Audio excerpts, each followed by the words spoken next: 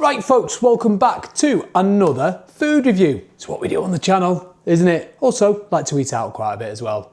Check them videos out. If you do like what we do, hit that subscribe button right now. So, you're probably wondering what we've got here. If you know already, then fair enough. Shout out what it is. But this is from Costco. It's one of their kind of tray bakes that they do.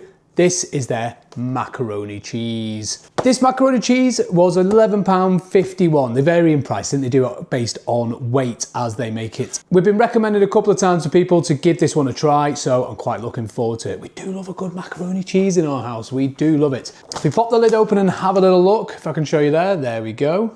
There's loads of breadcrumbs and cheese on the top. It's big enough to serve four, I hope.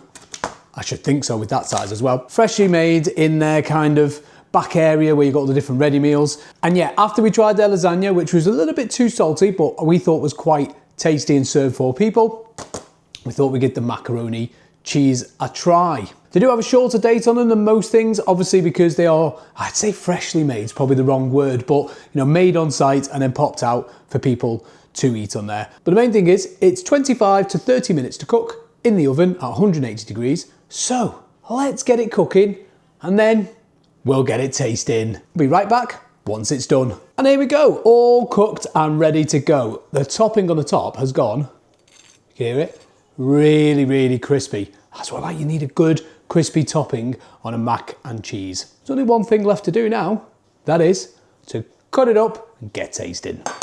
Let's take a little look at the mac and cheese itself. Okay, there you go. That is a quarter portion in a bowl. Now, I reckon you could potentially get 6 portions out of this, and we'll show you how much is left in the pan right now. As you can see, that's a quarter of it done there. There's still quite a lot left, you know, depending on the size of the portions you want to do. If you had some garlic bread, add some salad on the side, you can potentially push this to 6 people.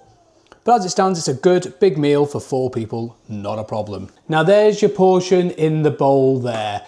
Crispy topping, lots of macaroni in there.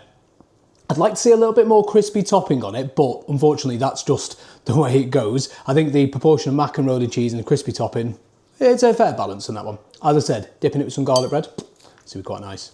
Let's get a nice healthy portion here. Okay, let's have a look at the positives. Lots of it. The sauce is really creamy in there. The crunchy topping, nice, suits it well. Overall, does what it says on the tin.